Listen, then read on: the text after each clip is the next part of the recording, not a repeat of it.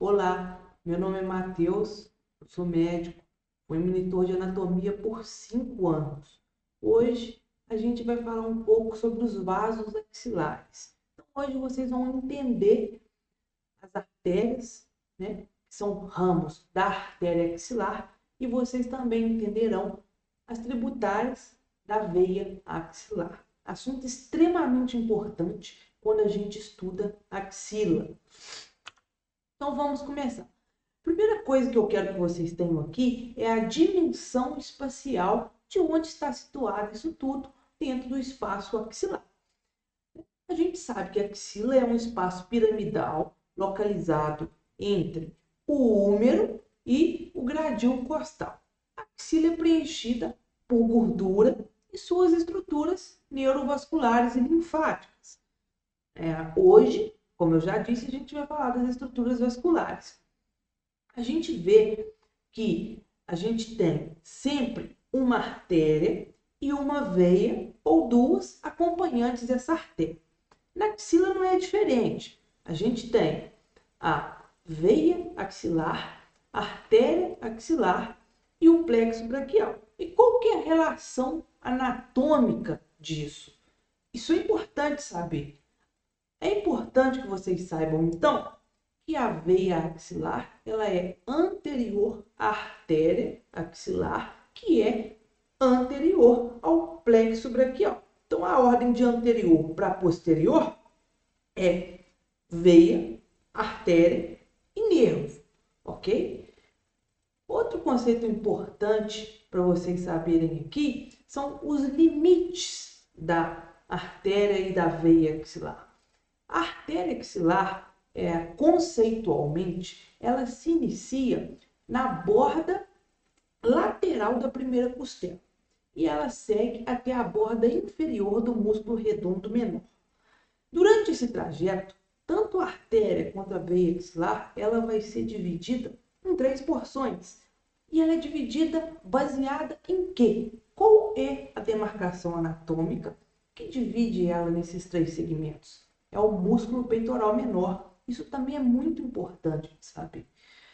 Então, a artéria axilar, quando em seu trajeto da borda lateral, vou mostrar aqui na seta para ficar mais fácil, em seu trajeto da borda lateral da primeira costela até a borda medial do músculo peitoral menor, ela é a primeira porção da artéria axilar. O trajeto posterior ao músculo peitoral menor é a segunda porção da artéria axilar. E da borda lateral do peitoral menor até a borda inferior do músculo redondo menor é a terceira porção da artéria axilar. Isso é importante até para ficar mais fácil de guardar os ramos dessa artéria. A gente sabe que a primeira porção da artéria axilar tem um ramo, a segunda porção tem 2 ramos e a terceira tem 3 ramos. Pensando por esse lado, fica mais fácil da gente guardar e gravar isso. Outra coisa importante que eu queria mostrar para vocês também é que a primeira porção da artéria axilar, bem como da veia axilar acompanhante, essas estruturas são envolvidas por uma estrutura de tecido conjuntivo, uma bainha de tecido conjuntivo, que é a bainha axilar, essa bainha branca. Então, a primeira porção da artéria axilar é envolvida por uma bainha de tecido conjuntivo que se chama bainha axilar, ok? Então, agora vamos falar dos ramos da artéria axilar. Como eu já disse para vocês, a artéria axilar é a continuação da subclava quando esta passa na borda lateral da primeira costela. Então, a partir da borda lateral da primeira costela, não é mais subclava, é artéria axilar. E essa primeira porção, que é medial ao peitoral menor, ela tem um ramo, que é a artéria torácica superior. A artéria torácica superior é um ramo da primeira porção da artéria axilar curto, um ramo pequeno, que nutre basicamente o primeiro e o segundo espaço intercostal. A segunda porção da artéria axilar tem 2 ramos. Um deles é a artéria tóraco-acromial. A artéria tóraco-acromial, ela se divide em mais 4 ramos, que é a artéria peitoral, o ramo peitoral, o ramo deltoide, o ramo clavicular e o ramo acromial. O ramo deltoide ele é importante porque ele segue junto com a veia cefálica no sulco deltopeitoral. Eu vou mostrar uma imagem disso mais para frente. E isso é muito importante também de saber. Tá? E o outro ramo da segunda porção da artéria axilar é a artéria torácica lateral, que é essa artéria aqui que eu estou mostrando na cena. A artéria torácica lateral desce pela borda lateral do grádio costal e ela tem uma importância maior na irrigação da borda lateral da mama. A terceira porção da artéria axilar, que é aquela porção que se localiza lateralmente à borda lateral do músculo peitoral menor, tem 3 ramos. Os 2 mais fáceis de gravar são as circunflexas, que é a artéria circunflexa anterior e a artéria circunflexa posterior do úmero. A artéria circunflexa posterior do úmero também tem um trajeto muito importante de saber. Por quê? A artéria circunflexa posterior do úmero, ela segue junto com o nervo axilar no espaço quadrangular. E eu vou mostrar isso também na imagem, porque é bem interessante de ver. E essas artérias, elas têm o nome de circunflexas do úmero, não é à toa. Elas seguem um trajeto circunferencial ao redor do colo cirúrgico do úmero. Então, aqui é circunflexa anterior do úmero e aqui é circunflexa posterior do úmero. E o último ramo da terceira porção, o terceiro ramo da terceira porção da artéria axilar, é a artéria subescapular, que por sua vez se divide em mais 2, que a gente vai ver que é a tórax dorsal e a circunflexa da escápula, que é importante lá na irrigação da anastomose periescapular. Então, aqui nessa imagem, a gente consegue ver bem essa anastomose periescapular. Eu vou deixar para explicar isso aqui mais para frente, porque eu coloquei uma imagem específica disso mais para frente. Mais uma vez, as artérias axilares, aqui um nível de detalhe melhor, é uma imagem do Netter. O primeiro ramo, que é a artéria torácica superior, vindo aqui basicamente o primeiro e segundo espaço intercostal.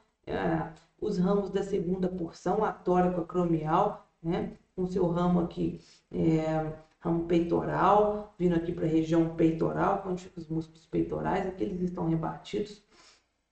E os outros ramos, o ramo que eu acho mais importante vocês gravarem para fins de avaliação é o ramo deltoide, que é esse ramo aqui, que vem para o sulco deltopeitoral, onde passa também a veia cefálica, tá? E aqui o outro ramo da segunda porção, que é a torácica lateral, tangenciando aquela borda lateral do grádio costal, e aqui ela vai emitindo ramos, principalmente para irrigar a porção lateral das mamas, tá? E a terceira porção da artéria axilar, com as circunflexas do úmero anterior e posterior, e com a subescapular, que se divide em tóraco dorsal e em artéria circunflexa da escápula, ok? Mais uma vez, a gente vendo agora a artéria e o plexo braquial. Lembrar que o nome dos fascículos do plexo lateral, medial e posterior é de acordo com a sua posição em relação à artéria axilar. Então, se está lateral à artéria axilar, é o fascículo lateral. Se está medial, é o medial. Se está posterior, é o fascículo posterior. E aqui também a gente consegue ver todos aqueles ramos que eu já expliquei da artéria axilar. Tá bom? Vamos lá, então. Agora a gente vai falar das anastomoses periescapulares. O que é isso? A artéria axilar, ela emite um ramo que é a subescapular, na sua terceira porção. E a subescapular, ela se bifurca, por sua vez, na tóraco dorsal e na circunflexa da escápula. A gente sabe que a artéria circunflexa da escápula, ela segue até a região posterior da escápula, aonde ela se anastomosa com outros ramos, que são ramos da subclávia, para formar uma rede arterial ao redor da escápula. E isso, para fins de prova, também é muito importante. Então, vamos lá. O que constitui essa rede periescapular, essa rede vascular periescapular? Basicamente, são ramos da artéria subclávia e da artéria axilar. Aqui a gente consegue ver as supraescapulares, um ramo que vem lá diretamente da artéria subclávia, passando aqui entre a incisura da escápula e o ligamento transverso da escápula, juntamente com o nervo supraescapular, que é o ramo do plexo. Indo para a parte posterior da escápula, a gente vai ver em detalhes a parte posterior, que é onde a gente vê melhor essa rede periescapular. Aqui a gente consegue ver a artéria subescapular se dividindo na circunflexa da escápula, que passa pelo espaço triangular até a porção posterior da escápula. Então, isso é muito importante, tá? A artéria circunflexa da escápula, ela segue um trajeto de anterior para posterior, tangenciando a borda lateral da escápula, aonde ela cruza o espaço triangular da axila, tá bom? E aqui um outro ramo que a gente já conversou sobre ele, que é a artéria circunflexa posterior do húmero, nesse caso, ganhando aqui o espaço posterior junto com o nervo axilar pelo espaço quadrangular. E quais são os limites do espaço quadrangular? Isso é muito importante. Os limites do espaço quadrangular são o colo cirúrgico do húmero, o músculo redondo maior, tá? A cabeça longa do tríceps braquial, tá bom?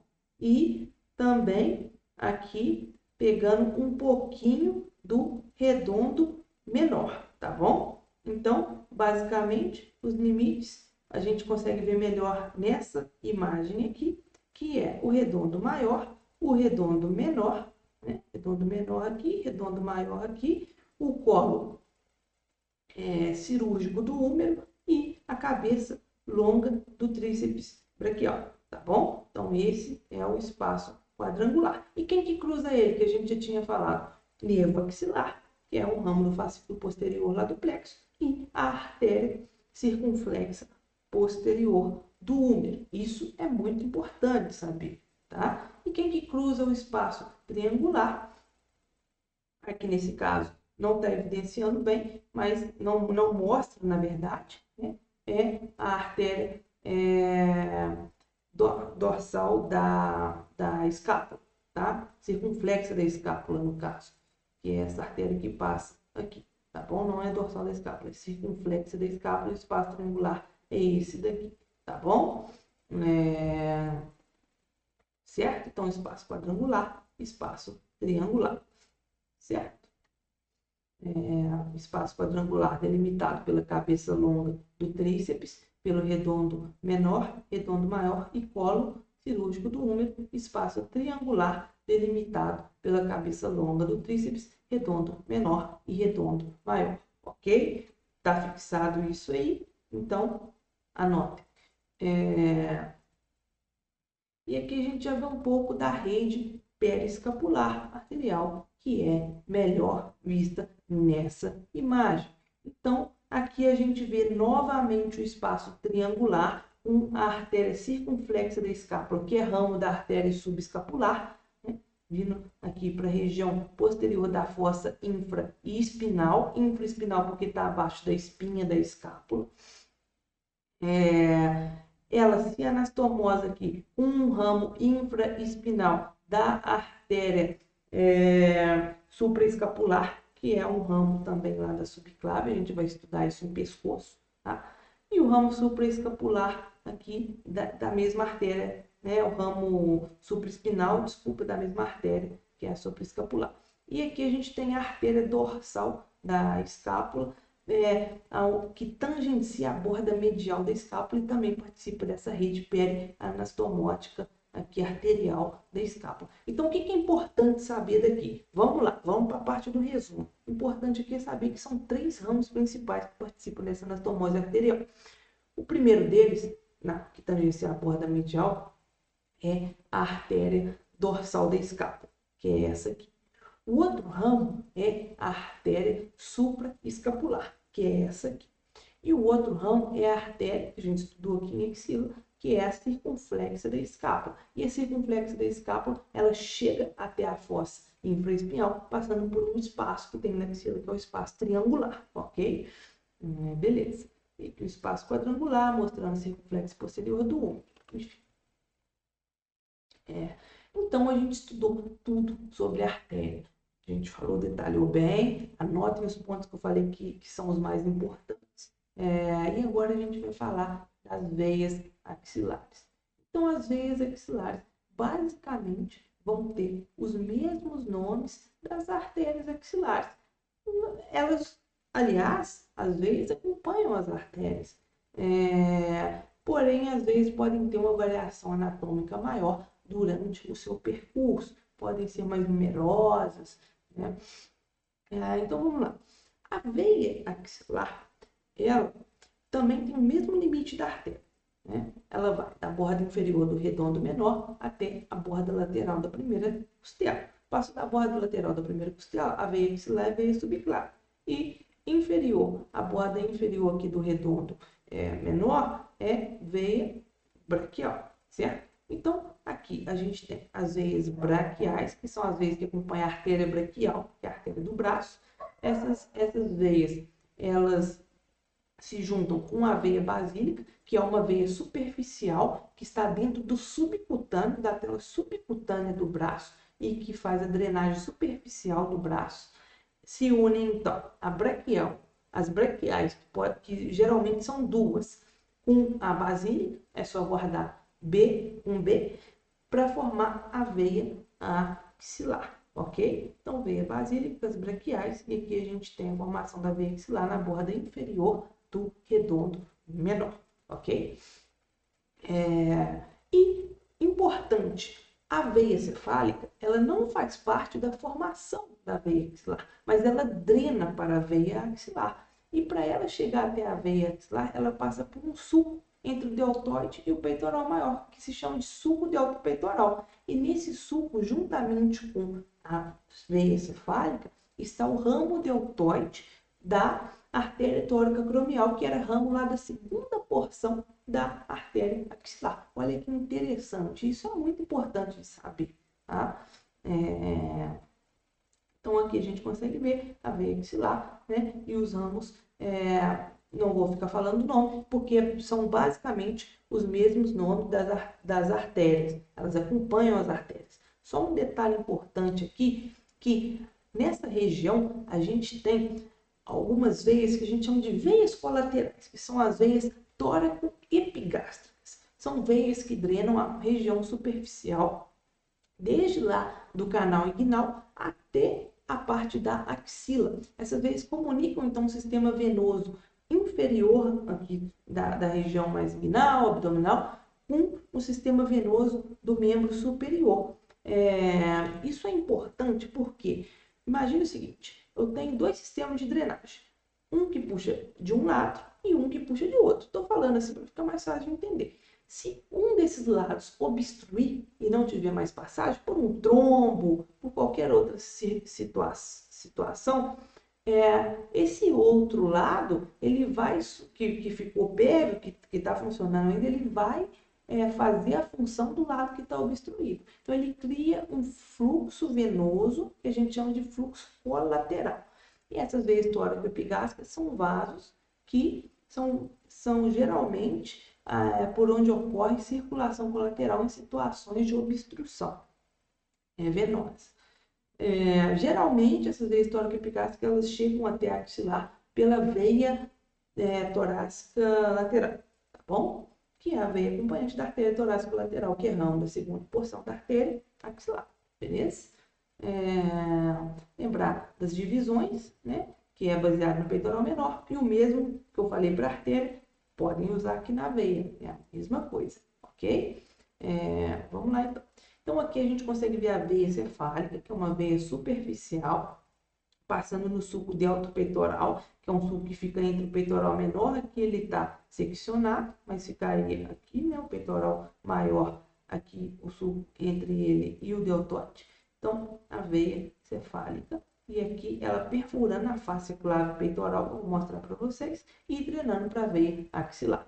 Importante que nesse sulco, quem que passa junto com a veia cefálica é o ramo deltoide da artéria tórico-acromial, que é ramo da segunda porção da artéria axilar, ok?